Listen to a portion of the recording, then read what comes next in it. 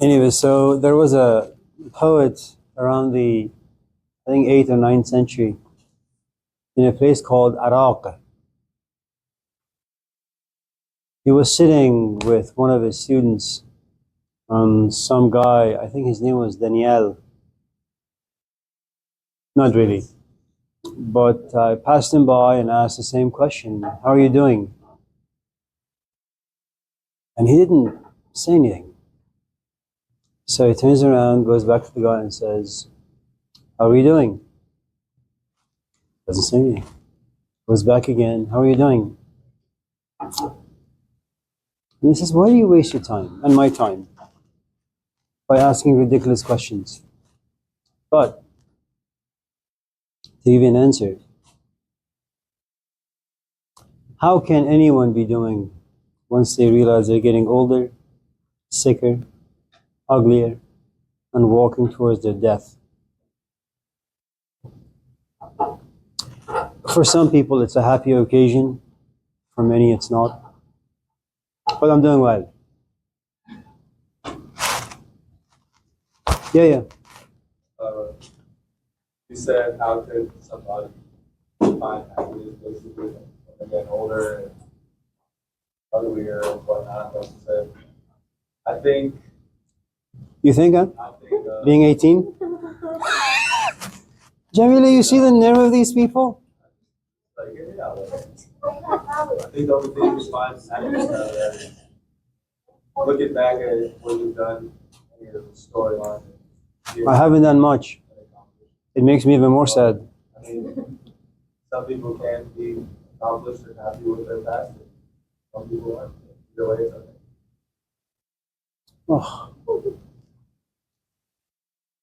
Oh. I don't disagree with you. I mean, it's a nice bumper sticker. But, you know, your saying reminds me of one of the sayings in the New Testament, the Gospels. A couple of days ago, I passed by a homeless person. I asked them, how long has it been since you've eaten food? 3 weeks. So I went to my car and gave him the Bible. And I said to him, man does not live by bread alone. He said, what the hell is this? It's a Bible. I'm sorry. Yes, Erica? I was actually say, you're supposed to elaborate more on his question from last week. Whose question?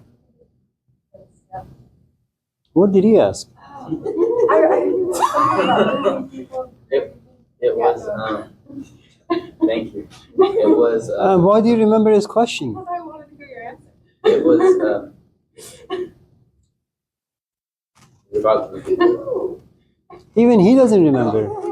I'm getting oh, no, it was, how does the grief of the end of a relationship compare with the grief of losing somebody? Oh.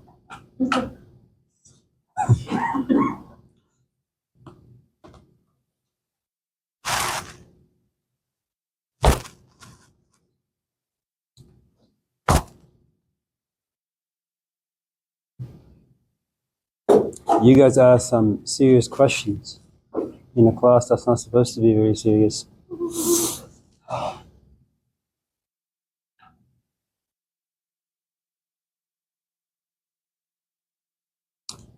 Any other questions before we talk about, grief and relationships and all those things?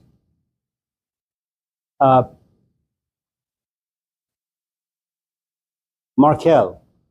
Yeah. So my question was pertaining to in the video when you said that you can't fully understand what they're can you kind of elaborate on that? I don't know. It's a great question. Let me, before we do you, let me do him. I mean, answer his question. Oh. What? English is my second language, so sometimes I intentionally slip.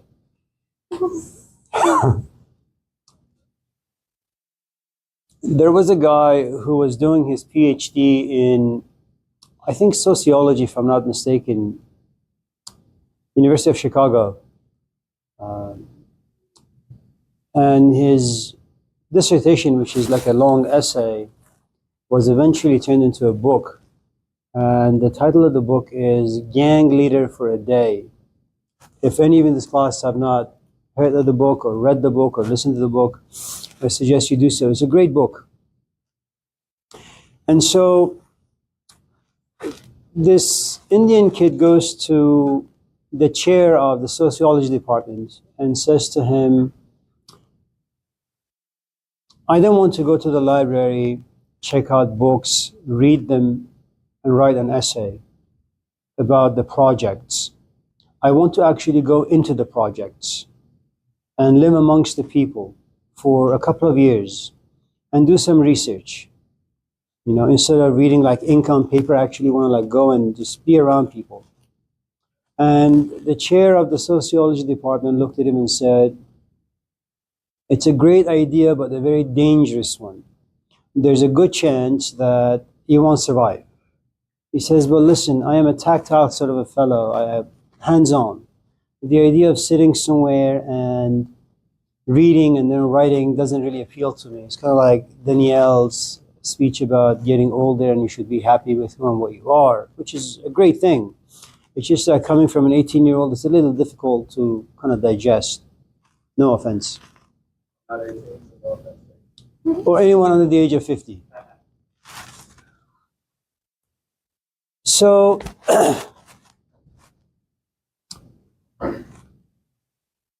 the first thing you should kind of recognize is that there is a group of people who simply like to sit back, read, watch, hear, and then write. And there is another group of people who say it's insufficient to understand anything well. I want to get my hands dirty. Okay? It's like it's one thing for me to talk about poverty, like physical poverty, not having food, not having shelter, not having clothing, and quite a different thing for me to say, you know what, I'm going to experiment with this. I'm going to go home, you know, leave most of my stuff at the house, and just walk for the next 2, 3, 4, 5 weeks in a town to which I don't belong, where I don't know anyone, to see how it feels to get hungry, to get cold, and to ask people for help only to realize they're not willing to help me, you know. So one person reads, intellectually understands and writes, the other person feels, because he or she is actually in the game itself. So what happens is he goes into the project only to realize that no one wants to talk to him because they think that he belongs to the circle of the cops, CIA, FBI. You know, he wants to figure out what's actually going on inside the projects to make some arrests and those things. So it takes him about 6, 7 months to gain the trust of those on the outside. And little by little, he just moves up the ranks until after about 2, 3, 4, 5 years, someone tells him, you can actually now meet the person in charge of this entire system. And it's this 30-year-old African American. And he's in the business of every morning giving people drugs to go out there and sell, bring the money to him. He goes to Costco, buys food, buys drugs, buys toys, buys diapers for all the kids, all the elders, and then takes care of his community. And this is not something that you could kind of understand, both intellectually as well as through your emotions, by simply sitting back and reading.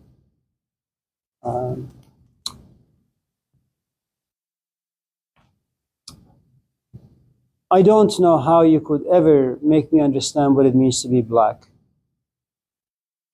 I can't make you understand what it means to be 60.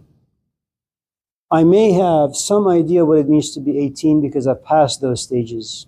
So the point I'm trying to make is you can understand some things intellectually, but not emotionally. You can understand some things emotionally, but not intellectually. And I think if you want to have a really good understanding of anything, you need both aspects. There is nothing wrong with being a Christian. Feel, go to church and cry, but also understand its history and how it was made, you know. And faith and reason don't need to be enemies, you know. It is true that I can't know what it means to be black, but if I can have a very fertile imagination, what it means to be a person of color in America, what it means to be an immigrant, you know, how it feels to have nobody, for example, for me, then perhaps I can just inch a bit closer to where you are. I can't still fully grasp it, but I can just get a little closer, you know.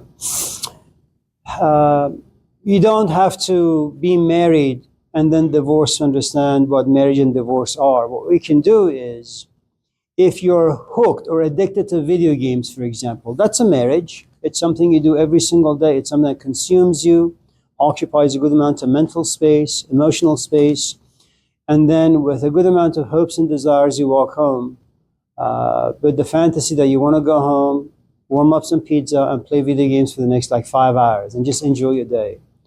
And you realize the machine doesn't work and everything is ruined and you're upset. And that's what happens in a relationship. You know, you go home thinking that your wife or your companion is waiting for you with open arms, only to realize they've been thinking about walking away from the relationship for months, and today is the day. So, does that, yeah. You know, one of the, I think, flaws of the founder of, say, a certain religious tradition, like a Jesus or a Buddha or a Socrates, and someone like me, who simply goes to school and becomes a philosopher, I suppose, or someone who goes to church or a mosque or a temple, is that since many of you in this class are familiar with the Christian narrative, I'll say it to you this way. I don't know how it feels to be 12, look at my parents and not feel anything for them. Look at the Jewish community and not feel anything for that. To be able to kind of read the Talmud and feel as if it has no spirit to give me. And I have no idea what it means to be at the age of 12, to be so unhappy and so discontent with like a 1,000-year tradition. I don't know how it feels to just pack up my stuff and leave my parents at the age of 12 and just be a wanderer for the next 18 years. I have no idea what any of those things really mean. And all of a sudden to come back at the age of 30 and begin my gospel period, give the good news to people, only to realize what it feels like to be rejected. That when I come back, I have no interest in seeing my mom, I have no interest in seeing my dad, nothing. I'm not even interested in creating a cult or an organization. All I want is to kind of just pass on the good news, only to realize no one's really interested. What I can do to make my life simpler is to be born in the 21st century, have parents who are just Christians, give me a software as I'm just getting older, and then slowly go to church, and then one day call myself a Christian. I can't live the life of Christ. I can't even understand him. But I can certainly give myself the title. So there's a hands-on approach, and then there is an approach from a distance. And different people are ready for different things. I don't know if you've ever been in a relationship, but what you'll encounter is someone says, you know, if you want to have sex, I'm more than willing. The sex with meaning, I'm not really quite sure. Sex and like a bona fide relationship, definitely not. Sex and marriage, no. Sex, marriage, and kids, no. And so at different stages, you just find yourself ready for different things.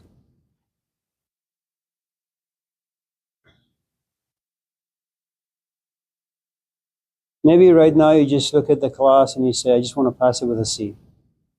When you get to 35, you say, I don't really care for this C, I really want to understand. And these are just two different Markels, different stages in life. Yeah.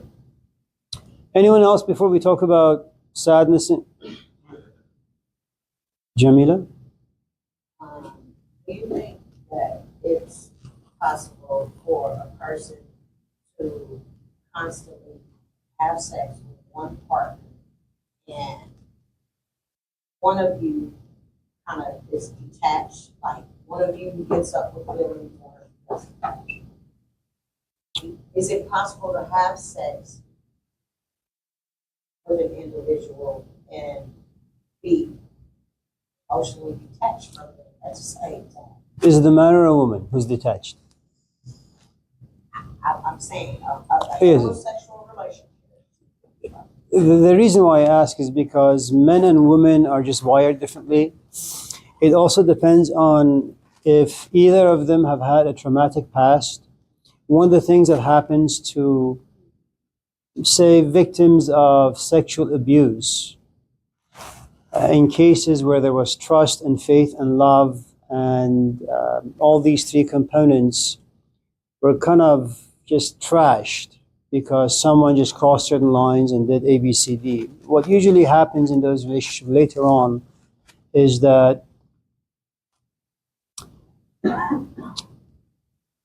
your companion can certainly have sex because it's something that the organism needs, and emotionally as well, not just physical.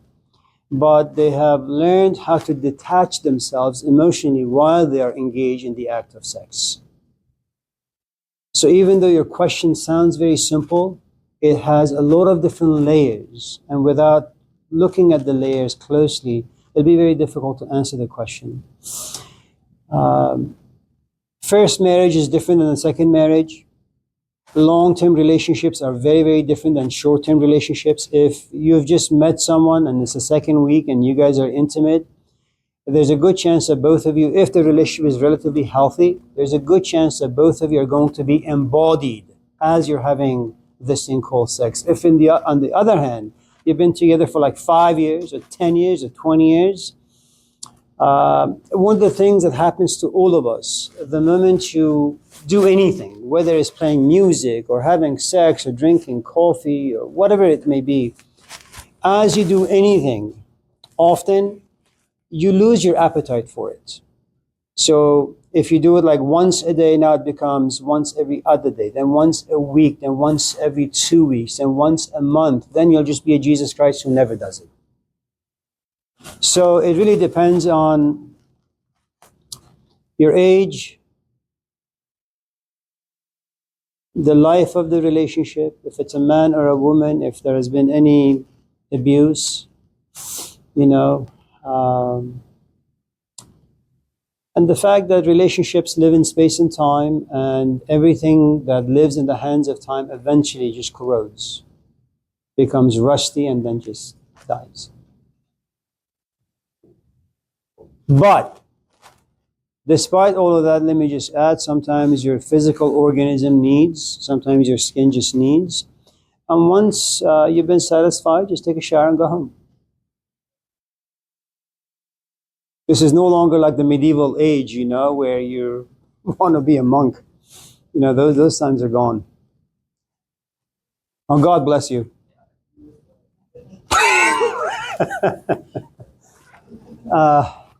Andrew, anything before we go to...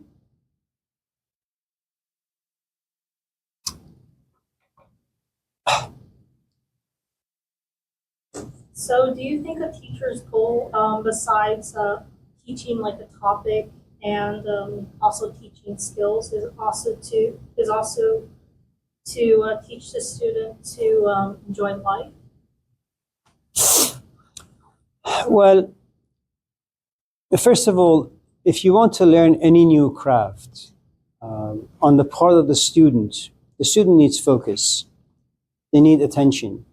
Which means that if you want to play video games for 5 hours, or you want to watch TV for 6 hours, or you want to hang out with your friends for 20 hours, the moment you become interested in learning how to play the piano, well, you can be good by playing 5 minutes a day. And your teacher will eventually walk away because he just allows the students.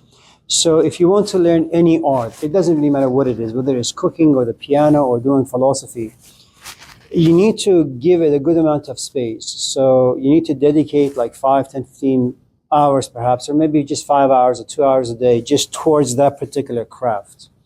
And the more you grow to like that particular craft, the more time you are willing to give it, okay?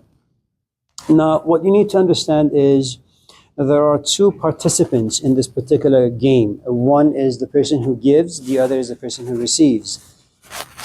And Jamila and I will tell you, sometimes you want to give, let's just say, love to your companion, but they're not in the right place to receive it.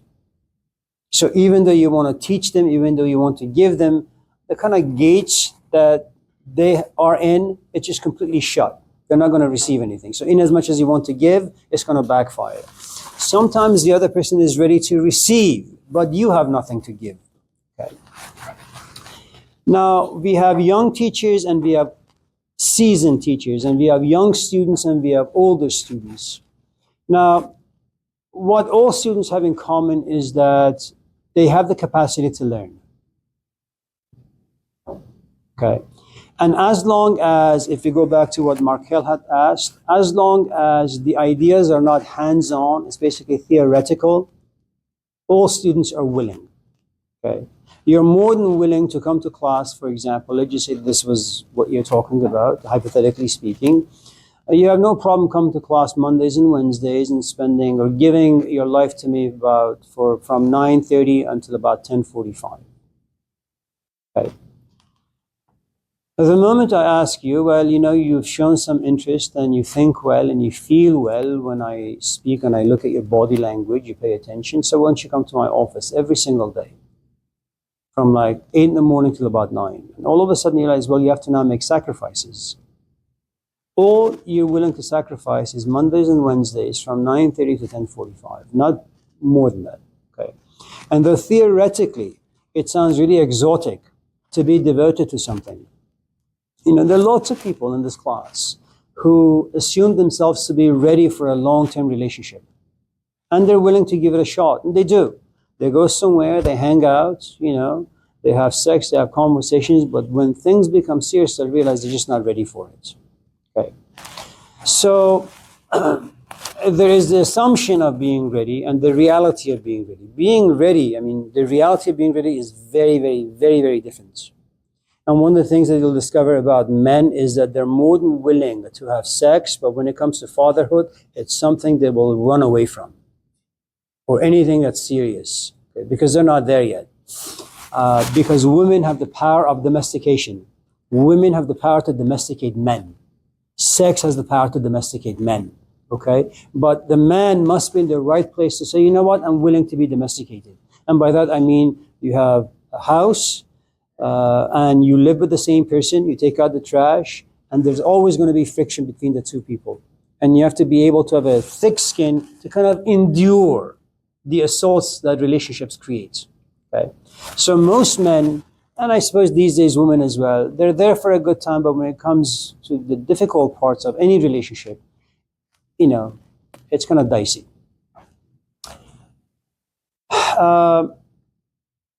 What happens to young teachers is that, now, again, let me just say that all students come forth with a great amount of assumptions that they are ready to do all sorts of things, which is not true. You'll be lucky if you find a really good student, just one in your entire life. That's if you have any craft that you're good at. Okay. Now, you have young teachers and you have a little bit, I suppose, seasoned teachers.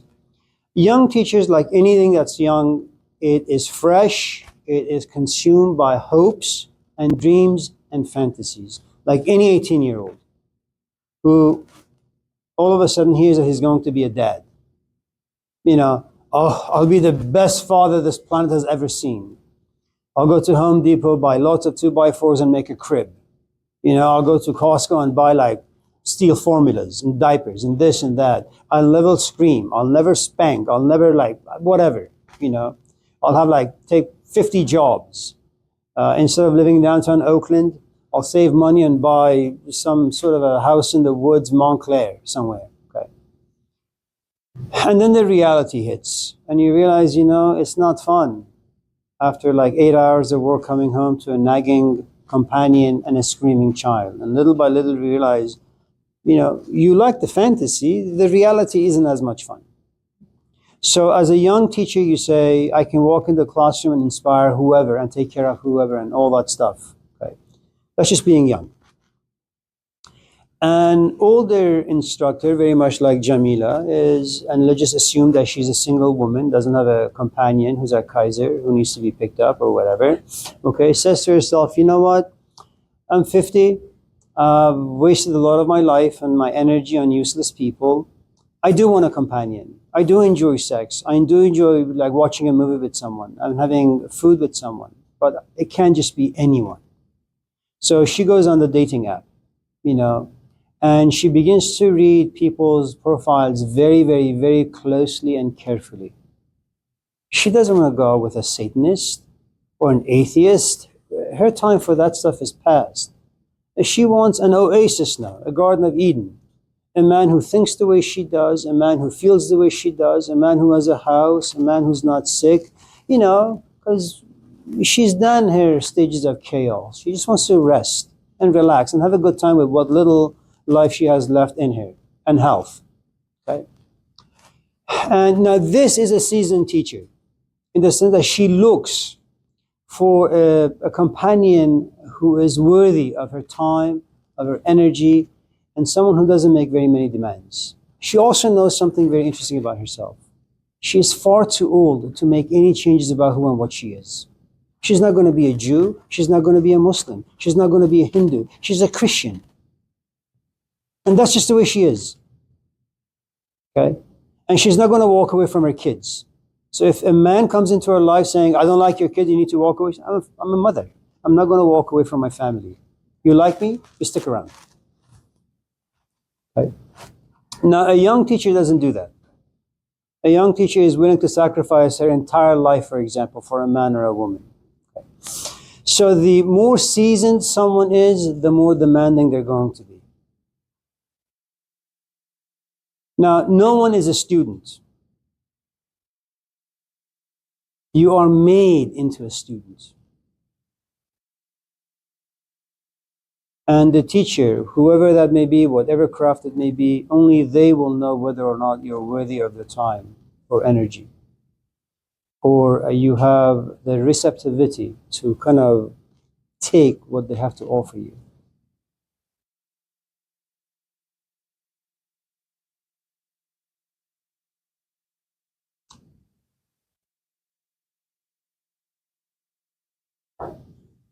Can I give you a hypothetical? Is that okay? It's going to be a little tricky. You'll be fine with it? Let's just say you're single and you're hetero. And let's just say I'm single and I'm hetero. Remember, this is a hypothetical. Hypothetical. Imaginary. Fantasy. It's never going to happen. Hypothetical. I mean, these days, you have no idea. So, let's say you like me. God forbid. Let's say I like you. God forbid. Okay. And at a certain point, you look at me and say, Amir, I love you. And at a certain point, I look at you and say, Elise, I love you too. Elise, right? Is that your name? after all these months of being together, I still don't know your name. Now, okay? Now, you're going to look at me and say, Amir, marry me. Go ahead, say it. Amir, marry me. What? That was not convincing at all. That sucked. Amir, marry me. That was even worse. All right, so you say, Amir, marry me, right? Now, you're 25, and I'll soon, be dead. Okay? I'm like 62. All right? Now, right now you like me because I can walk and quack and all that stuff. Everything's fine. Okay? Now, in your 25-year-old imagination, you assume that I'll be as healthy as I am now in my 70s. And when I'm 70, you'll probably be like 32. When I'm 80, you'll be 42. When I'm 90, you'll be 52, right? When I'm 105, you'll be like 60, right?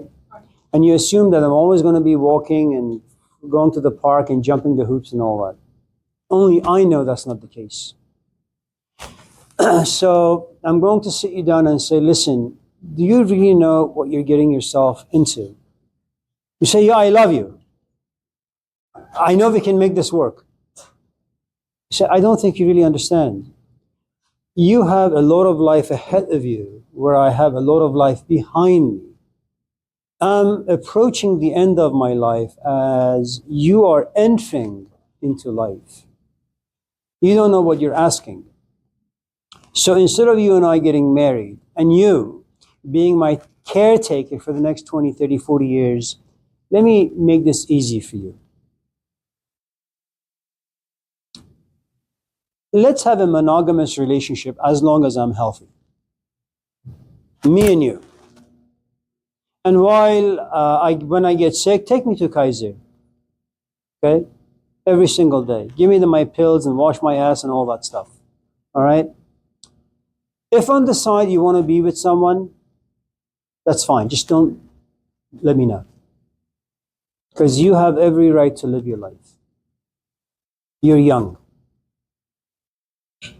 When you come to me, pretend that you still care for me, you still love me, and you're devoted to me. When I put my head down and close my eyes to go to sleep, go pursue your life. That's fine.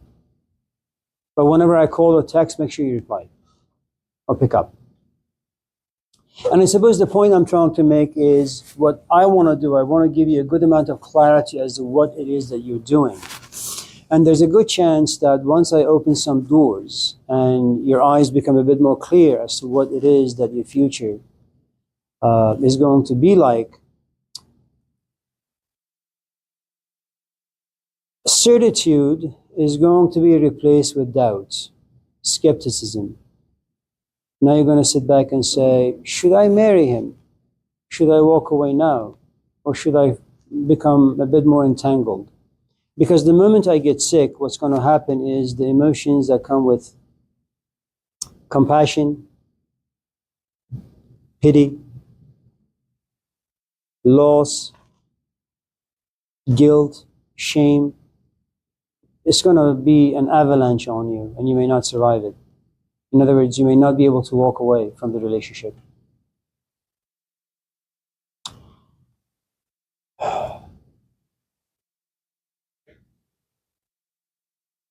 But since I'm not,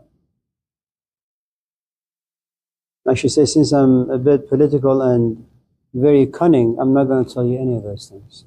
I'm going to say, Elise, I love you. Let's get married right now. And then once you're married, say, Elise, by the way, I forgot to tell you, I have cancer stage 4. We were planning to go to France. Yeah, that has to wait. How about sex? Yeah, that has to wait. Drinking? That has to wait. Is it? No? Yeah. Are you ready? Anyone else before we? No one? Derek, right? You're Derek.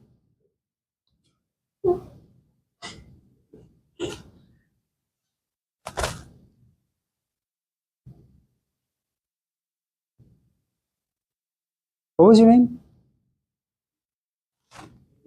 Adrian. Sorry. Yeah, Matthew. I thought that was a signal.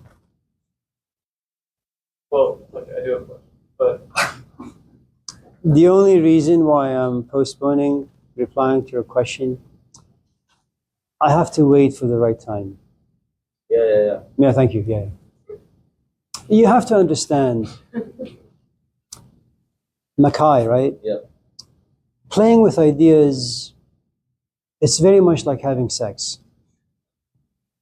In other words, you need a good amount of foreplay. You have to think about the ideas, you have to feel the ideas, you have to be in the mood for the ideas, you know? Right. And I can't do a quickie. It's just, I can't do it anymore. Does that make sense? Yeah. Are you sure? Oh, yeah, that makes sense. Good job. Yeah, Matthew. Why do you think research shows that there is a gap between male friendship and intimacy and female friendship? What do you mean? Like research shows that men have much less intimate friendships than women. Why do you see? I don't know. I don't know. All I know is that when my wife and my family, we go anywhere, I just want to be invisible. Even when I run into people, I see them from far away that these are like my family members, I kind of look the other way. Men are just this way. We don't like people. I mean, a nod is okay, but hey, how you doing? What's going on? Let me tell you about. I mean, this morning I saw a colleague after like 20 years. I said, oh Christ, he's probably going to come and talk to me. So I just grabbed my phone, pretending that like I was in this very important call. He says, Amir, how you doing? It's Trump. I can't talk right now.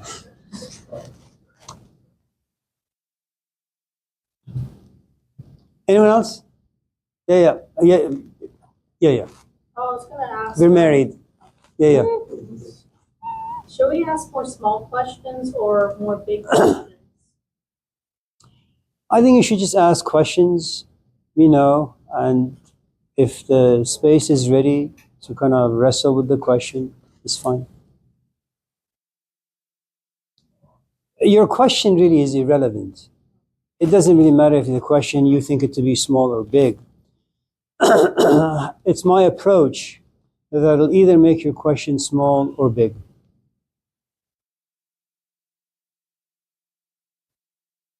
It's good to see you. Yeah. I've just noticed nowadays, like a lot of men just hook up with random women all the time. And That's it's, okay. Like, constant. I'm wondering, is that just avoiding intimacy? Is there like a fear there? No. Okay. What do you think, like the psychology behind I mean, sex is fun. it? But it's different people, and I think that's But interesting. look, first of all, this is a class about ethics. But you're talking about sex. What? That's what we've been talking about like almost this entire class. That's true.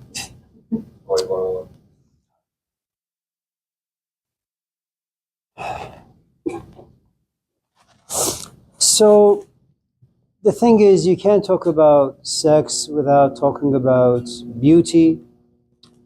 You can't talk about sex without talking about, there is this part in all of us that desires to experience something profound through the act of sex. In other words, I mean, look, you see this? I'm holding this cup, and my tongue has been exposed to this tea, but the truth is, I want a feeling from it. Even though I touch the cup, and even though my taste buds have been kind of exposed by the tea itself, there is something else I'm looking for. It's not so much the act itself, but what exactly it is that you want to get out of it.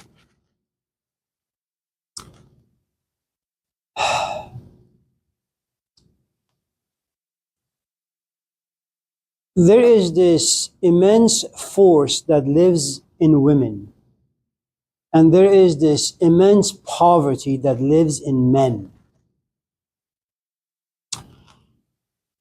Before I go there, let me also add that capitalism, the way it's shaped and formed, and the way it forces all of us to objectify and commodify and put a price tag on everything, to some extent has contaminated every human experience, including sex itself. Okay?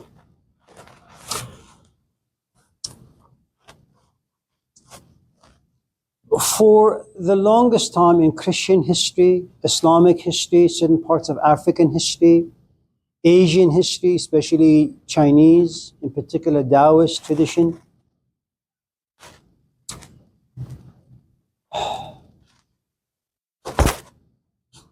good luck. Alaykum assalam. Specific women had been trained to become familiar with certain things, so that they could look for specific kinds of men. And through this act we call sex, that certain hidden parts that live inside men but are dormant can kind of open. And you can call that to be a spiritual experience, whatever you can call it. It's one of the ways that human beings can have access to the kingdom of God within. But let me just kind of end my response to your question in this way. If you look at sex as playing the piano, you can have a 2-year-old walking on the piano, banging on the piano. You could have a novice who can play the piano, or you can have someone who's been practicing for many, many years playing the piano. It's the same box, same keys, okay? But different people at different stages with different proficiencies play the piano differently. Consider sex to be an art form. In the hands of a novice, it's just going to be body grinding against another body. Okay? Some people experiment with it. Some people go through certain rituals, certain practices for many years, become saturated with certain kinds of pleasure that are the outcome of sex. They go through this thing called fasting, and they slowly move into this particular craft with a great amount of intention. That even though physically they're there next to another human being, what they want to get out of it is nothing physical. My recommendation, and I'm not one to recommend anything to anyone, but if I was in a position to give advice, especially to women, don't hang out with men. And if you do, don't have sex with them.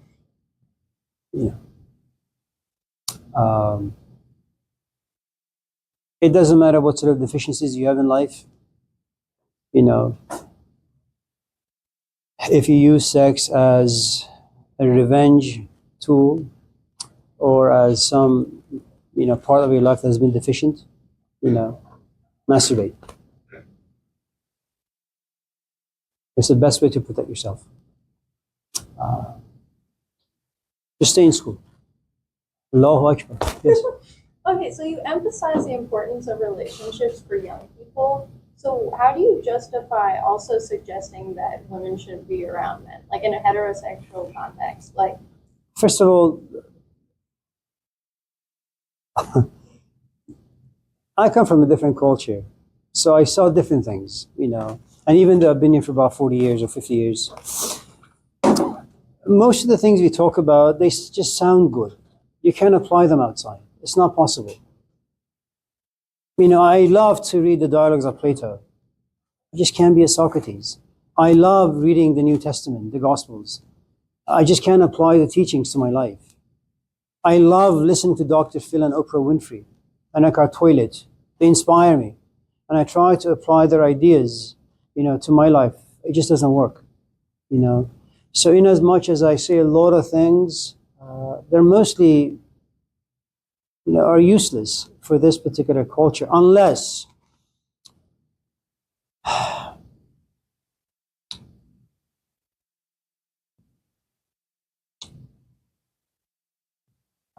look,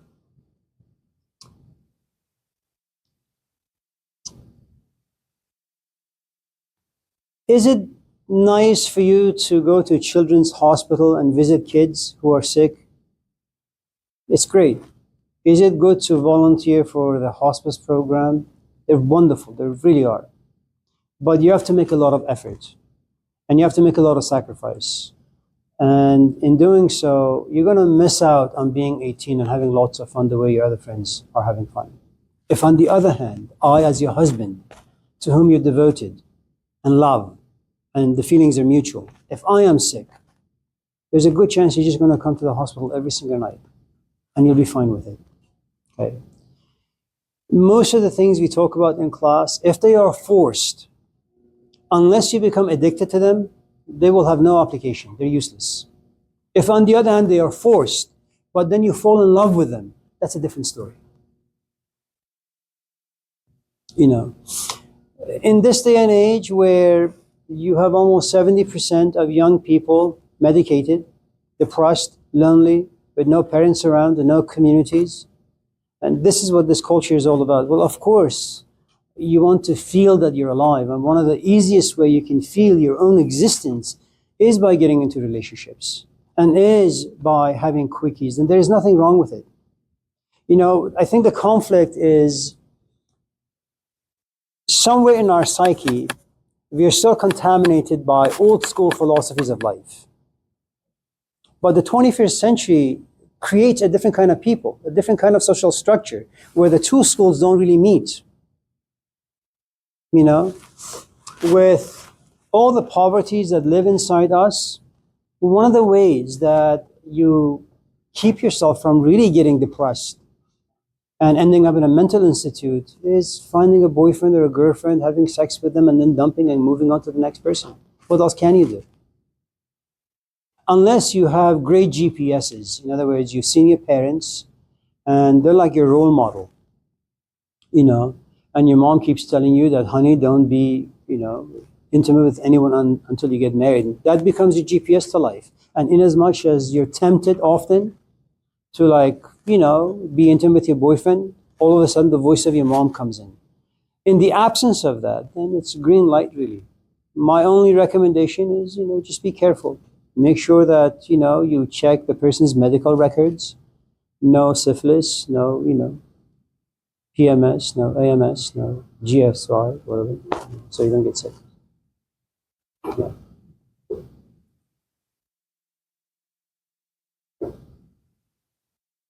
But, yeah, My question. a different one. So you were talking earlier about like how people get tired of doing the same stuff over and over again Right. the more they do it, and then after you said that, like if you were learning piano, the better you get at it, the more time you would dedicate to it. So I'm just wondering how those two things like go together. One of the things about something like the piano is that you're dealing with Mozart, you're dealing with Beethoven, you're dealing with Wagner, you're dealing with all these giants. And there is, I suppose, an infinite number of music sheets out there, and they become more and more complex as you get better. And you realize to kind of mimic or copy what Beethoven did on the keyboard or maybe on the music sheet, it's going to take you about 2, 3, 4, 5 years, you know. And I suppose the point I'm trying to make is the following. If you jump into a swimming pool that's only a foot deep, well, soon you'll be bored. If it's 2 feet or 3 feet, the deeper the swimming pool goes, you realize the more occupied you're going to be in trying to figure out how you can dive deeper and touch the floor. And there comes a point where you say, you know what, maybe I should go get some scuba gears. And all of a sudden you spend like 10, 15, 20 of your hours going on Amazon trying to figure out which tank to use, which, you know, tools you need to get. And then you probably go to Hawaii with all of your tools, trying to touch the floor. And so the more rich something is, the more it's going to occupy you. And the same goes with people.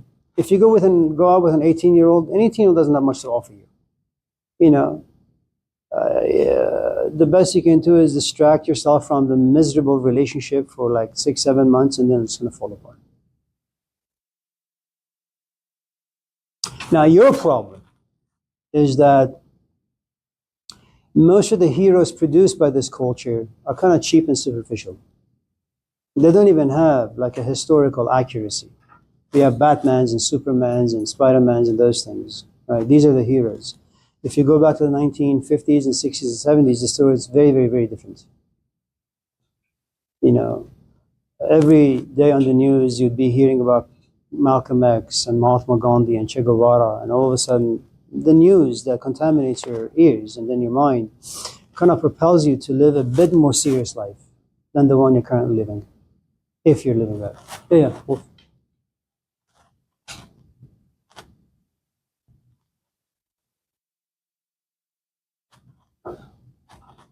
There, everyone in modern society, obviously, that's a lot of like perspective of looking forward to. I'm sorry?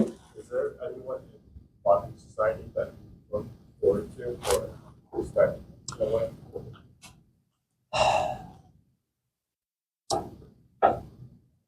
Well, I had my own teacher from the age 19 till about maybe 50 almost, 55, and he passed away. Most in Iran there was a revolution, and so we had people like Gula Sorkhi who came on TV and said to the government, you know, give him the middle finger, and then the day after he was executed. There are tons of books about him.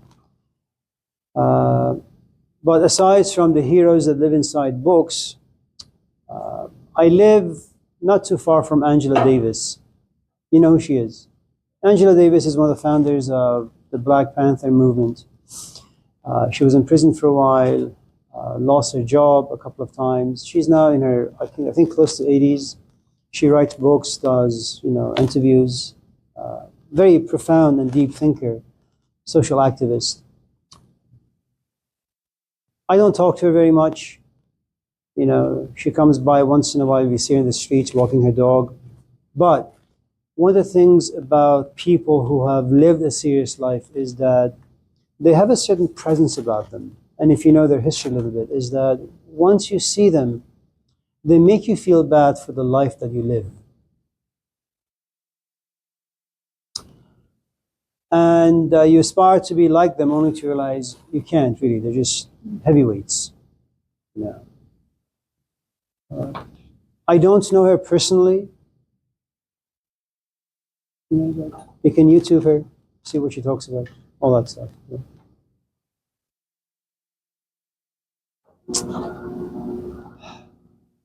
But I like the movie The Accountant with Ben Affleck.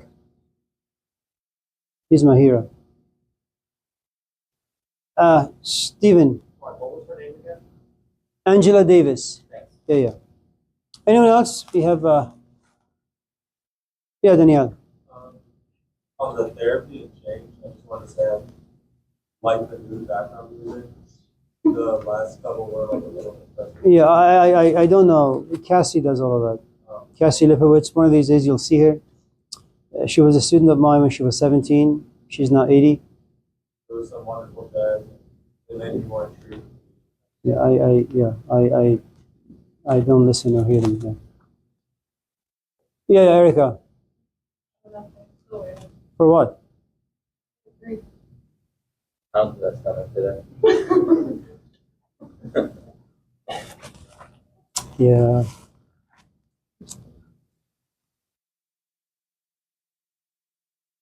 Anyone else? Kendra? Like, or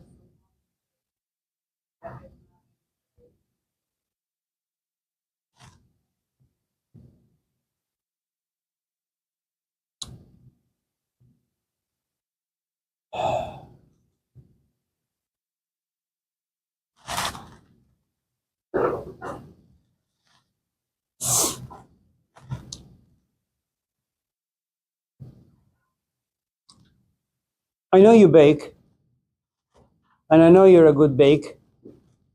Do you say bake or baker?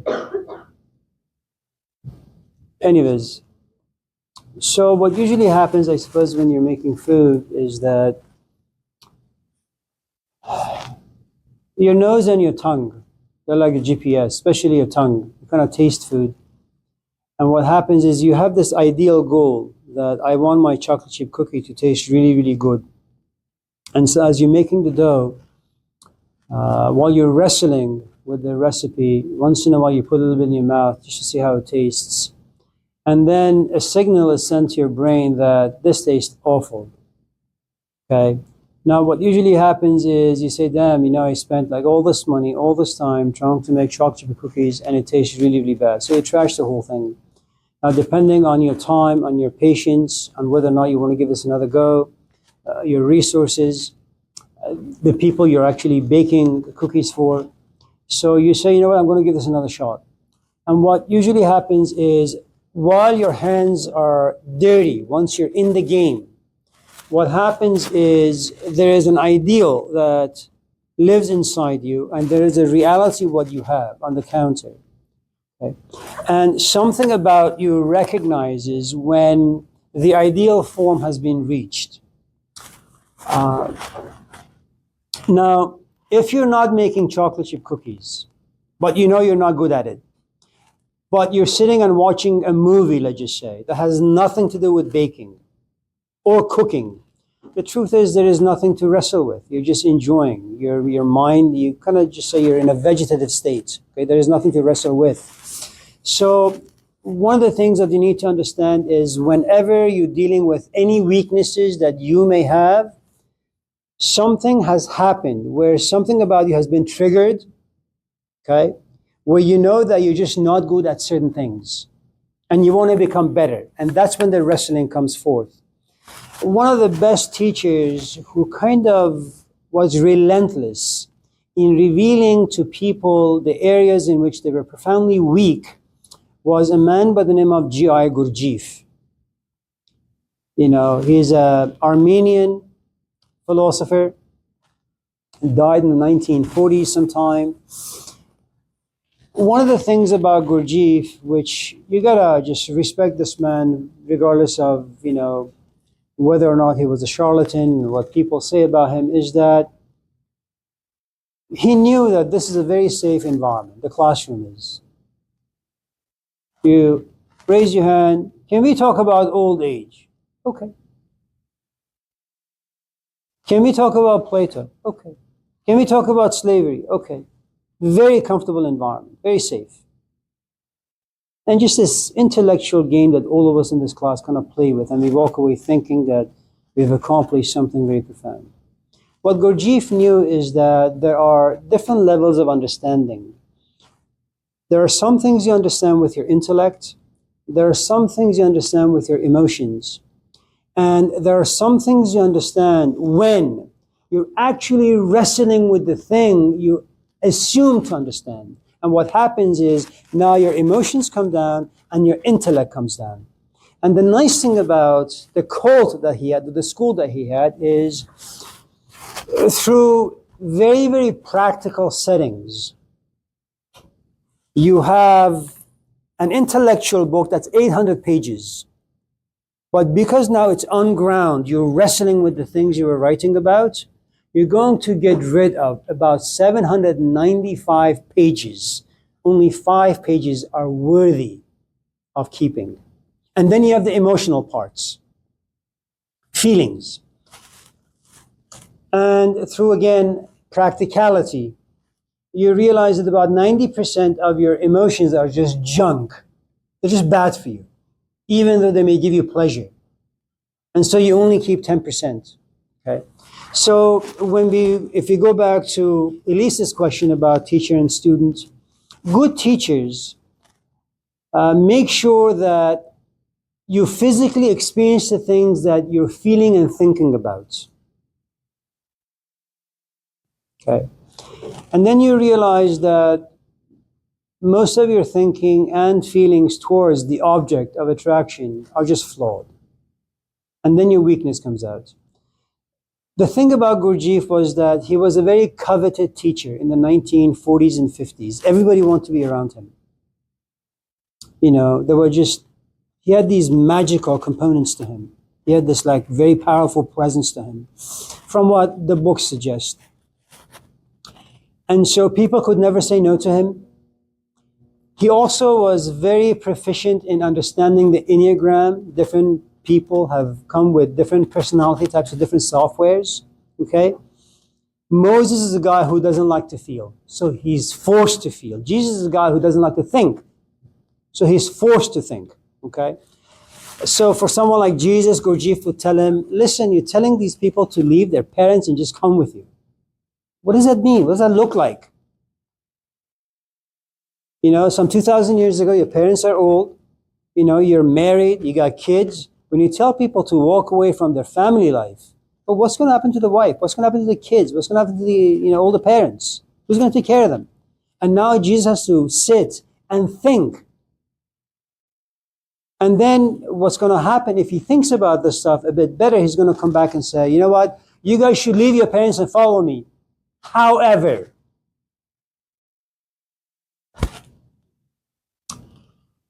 And so one of the problems with Gurdjieff was the following. Once he revealed to you your weaknesses, he would only have you be around people who would expose your weakness. You know how you pour salt on a wound and you keep screaming? Every time you're around people who reveal to you how deficient you are, you become angry. But now you also have to work on your anger, on your frustration, irritation. And you have to make sure you don't consider these people as your enemies, but as your friends. There's so many things you got to do to just remain afloat. One of the stories that come from that tradition is that there was a young woman, a single mother of two. She loved Gurdjieff, and she would do whatever he would ask. And he was going to leave America for France. So he looks at the woman and says, "Come to France. I'll be expecting you in about 2 weeks, but come without your kids." And the woman says, "I'm like Abraham. I'll sacrifice anything for this man." For those of you who may not know the story of Abraham and Isaac, or Abraham and Ishmael in the Muslim tradition. But she had to sit and figure this out. Do I really want to abandon my 10-year-old kids and just go to, France and follow this man and devote the rest of my life to him? What's going to happen to my kids? And eventually what she did, she grabbed her kids, put them on the plane, and she came to France. And when Gurdjieff saw this, said, "Good job." In other words, he always creates environments where you have to fill with tension, and you have to figure out what you need to do. You'll either say, "You know what, screw Gurdjieff, I'm just going to stay here with my kids." And then though you may have a very rich physical life, your spiritual life will be profoundly impoverished. Or you may follow him and have a very rich spiritual life, but when Gurdjieff dies and his cult fragments into 1,001 pieces, you realize like 70, 80, 90, your kids no longer like you. They don't even know who you are anymore. So there are pros and cons to everything. But weaknesses are only revealed when you're pushed, not in moments of comfort. It doesn't happen, ever. And even if it does, we can't really do much about it.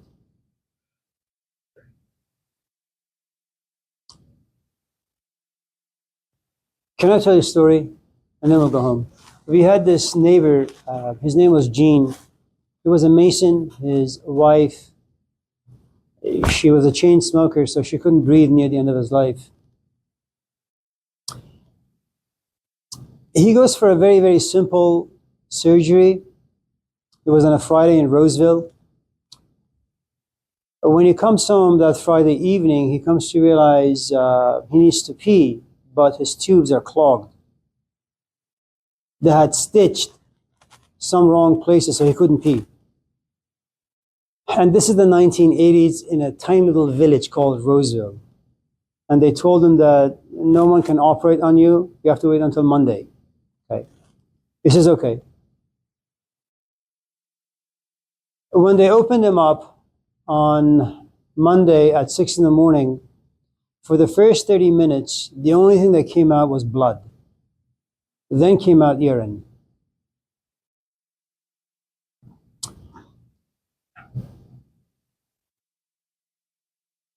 If you want to witness your own weaknesses in life, but you have no way to express them or refine them or make them go away, it's like you being stitched, and there is no way for you to express the weakness in any sort of a way. And so what happens is you will create a buildup of negative and toxic emotions that will ruin you. So if there are any weak parts to you and you don't have the tools to fix them, try to distract yourself as much as you possibly can until you're ripe enough to stand in the ring with Mike Tyson. And through getting knocked down over and over again, you can kind of figure out what your weaknesses are in the ring.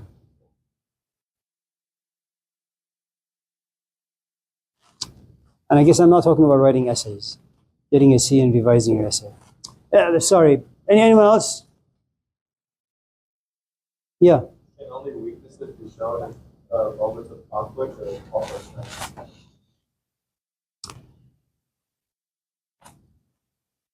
You know, one of my favorite tennis players is Roger Federer.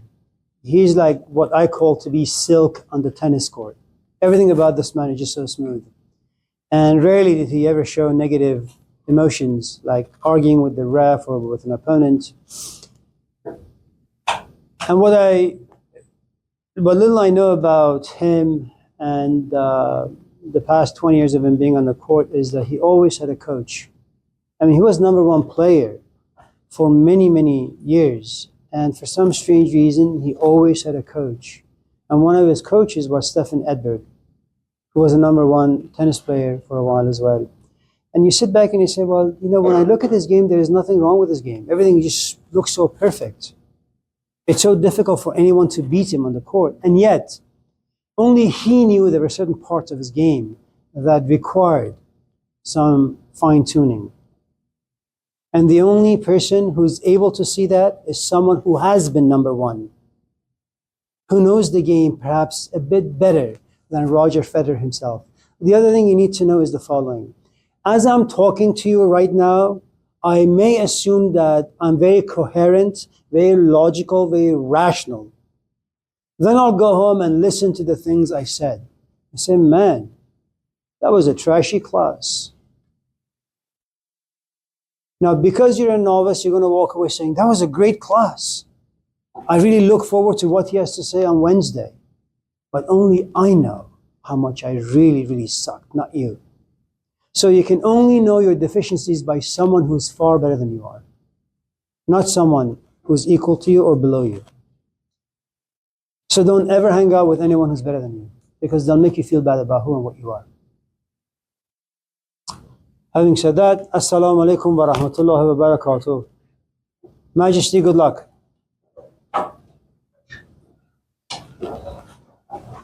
Good choice on a favorite tennis player. I will agree on that one. Thing Yeah. is though,